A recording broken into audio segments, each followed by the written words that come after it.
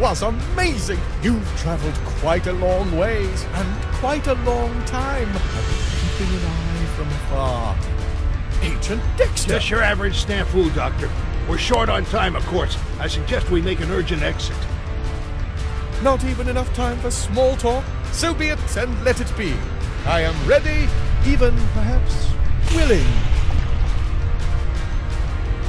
Morris, you've done well. I'm honored to be your partner. Let's head out before we get buried in ash like the rest of these poor saps.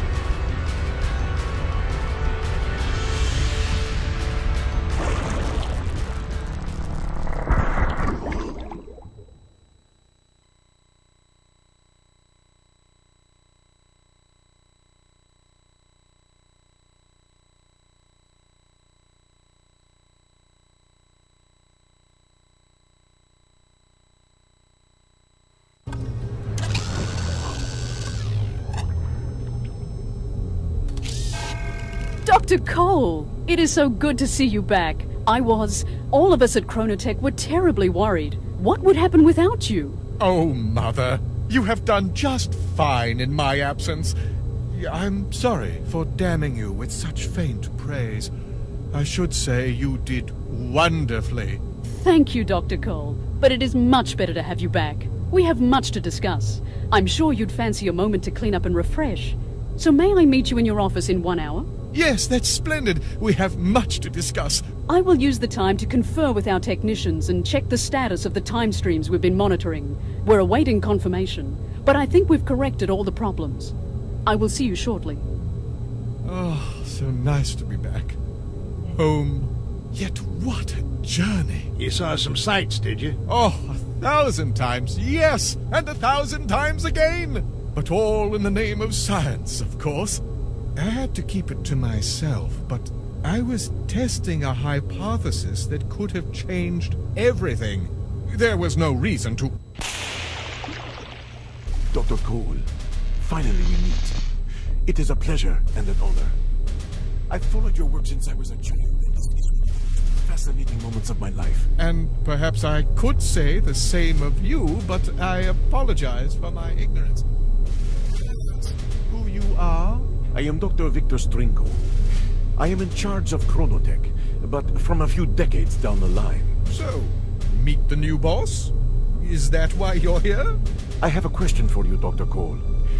After your quest, your experiment, do you still believe we may not change the past, no matter what?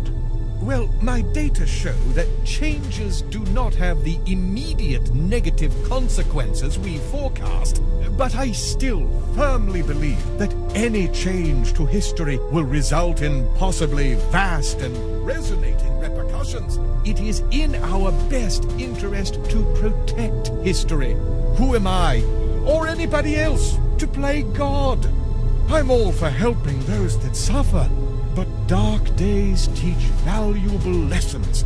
The events of the past define our present selves, and to meddle around is to court disaster.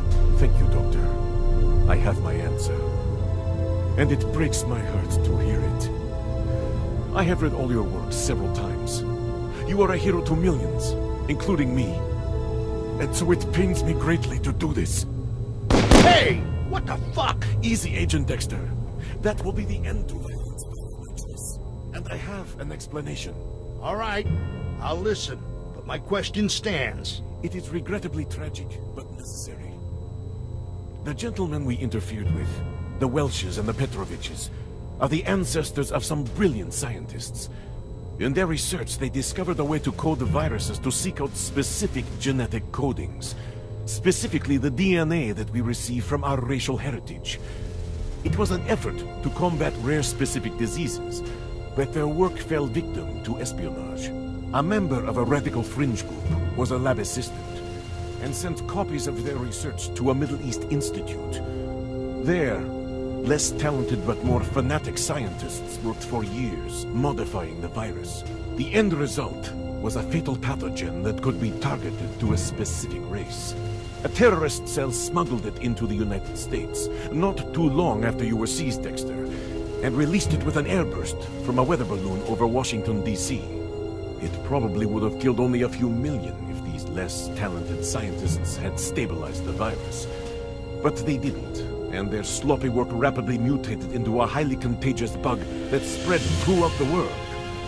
Over 99% of those with DNA sequences from European heritage died horribly. The plague brought a secondary wave of death. Rioting and wars as governments struggled to survive and economies collapsed. A year after the air burst, 8 out of 10 people in North America were dead. Almost 2 billion worldwide. My family, my kids, my wife. Even if I could get out of this damn time prison, there's nothing. I am sorry. That's where we come in. Dr. Cole's rule about never changing history has remained intact. But we've decided to make one exception. To prevent this mass genocide.